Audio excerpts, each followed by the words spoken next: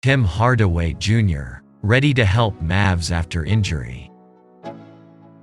The Dallas Mavericks pulled off an impressive run to the Western Conference Finals last season. As his teammates gutted out 2 playoff series victories, Tim Hardaway Jr. had to observe from the sideline as he was recovering from a season-ending foot injury. Now, he's back. "I'm just happy I can go into an offseason healthy, for the most part," Hardaway said over the summer. "It was gut-wrenching to go out there sitting on the sideline each and every day and not be able to actually play and help the team go out there and compete on every single possession. But I did the best I could, for the most part, with Theo and the bench mob, just trying to be that energy giver, not the energy drainer. Just trying to come in every single day, work my tail off trying to get back." Hardaway suffered a fractured foot during a January 25 blowout loss to the Golden State Warriors. It was a disappointing outcome that prevented him from bouncing back from a slow shooting start to the season.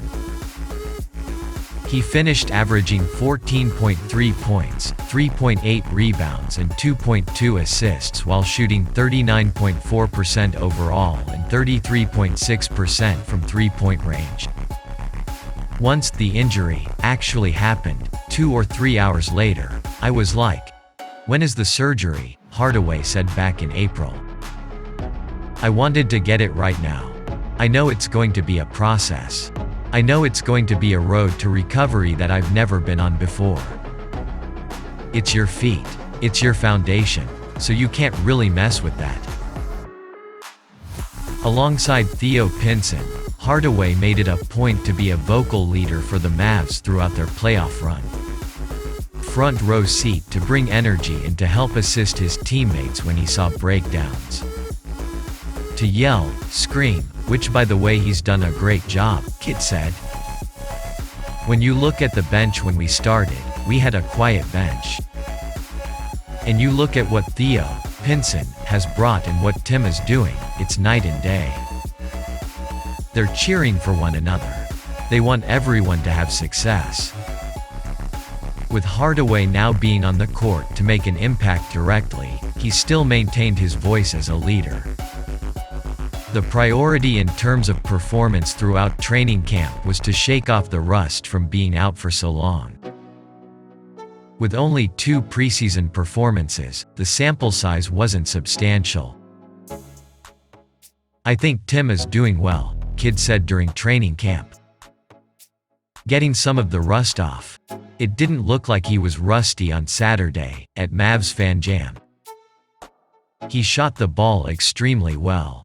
He's playing well. His voice is being heard, which is great. Not just hearing it from the sideline like last year cheering. Now he's playing and still using that voice, which is much needed with our group. I think it's just a matter of getting some of that rust off."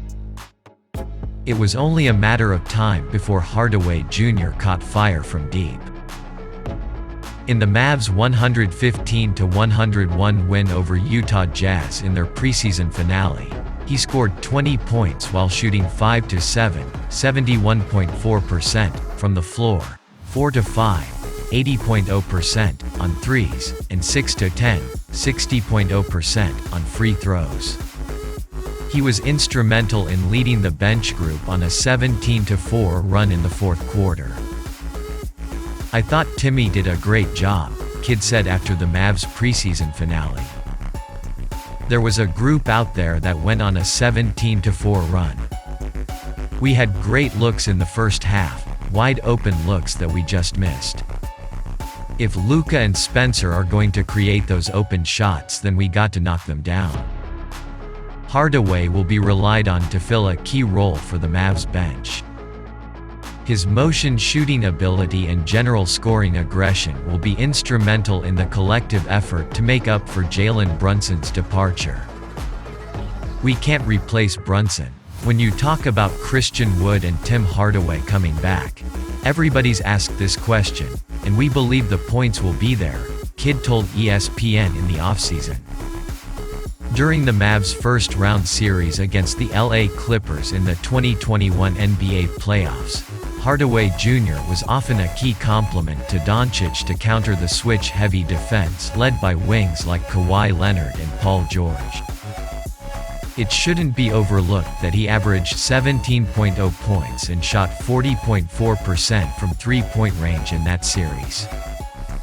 The impressive play that Hardaway provided the Mavs in their playoff series against the Clippers resulted in him earning a 4-year, $75 million contract.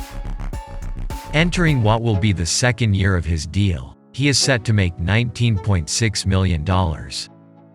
Naturally, a big impact in a comeback year would go a long way, especially after Brunson's departure.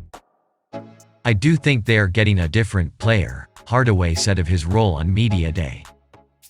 "I only played a handful of games last year. All I can say is I'm excited to go out and compete and give my all." JB, what he brought to this team was amazing. He had an incredible run and a well-deserved contract out of New York. I wish him the best. But I don't think it changes anything here. I got to go out and compete and bring the energy at both ends of the floor. There are many layers that Hardaway brings to a half-court offense beyond spacing out for spot-up jumpers. He can do some scoring out of ball screens, be deployed in various off-ball screening actions like pin downs, flares, or corner pin ins, in addition to being a general tough shot maker. These skills will be especially helpful when serving as a focal point of plug-and-play lineups.